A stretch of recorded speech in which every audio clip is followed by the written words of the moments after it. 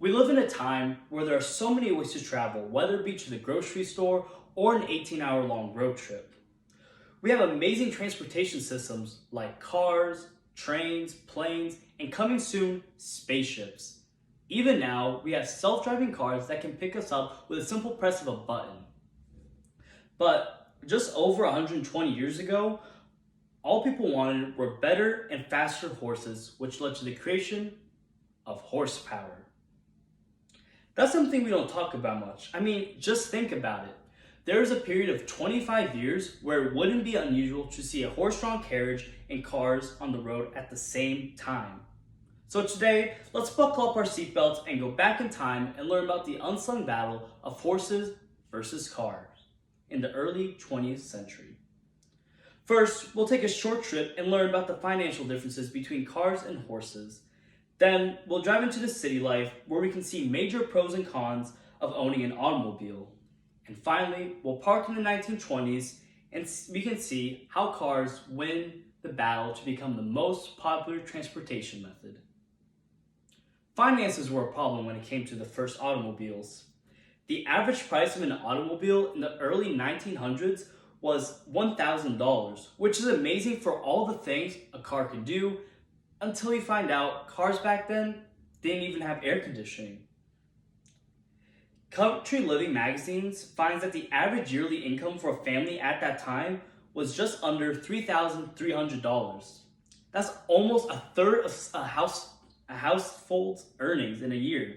People still had to worry about housing and taking care of other household expenses, so spending that much on something that expensive was something only the rich could really afford.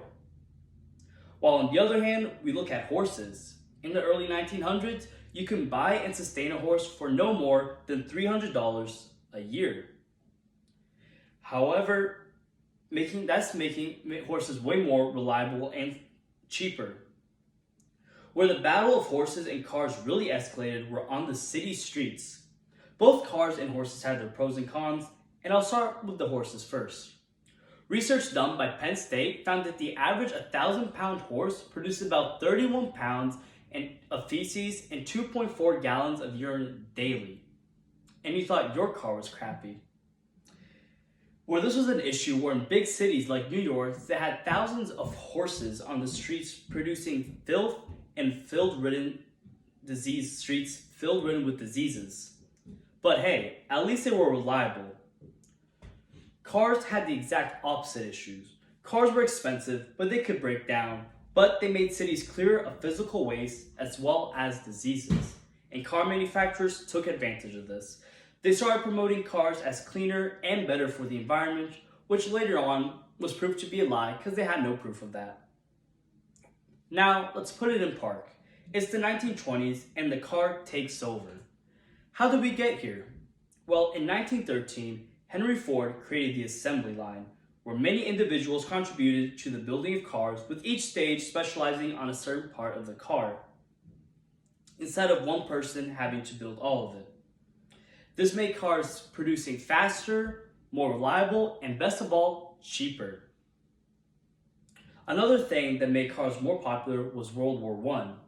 When returning veterans came back home, all they wanted were the same transportation luxuries at the war that they can now have at home, and now that cars were cheaper, they could do just that.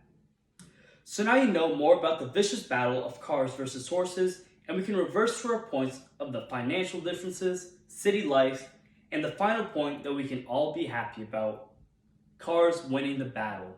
Now we no longer need to live in filthy streets and no longer have to walk 10 miles to school each day like our parents claim to do.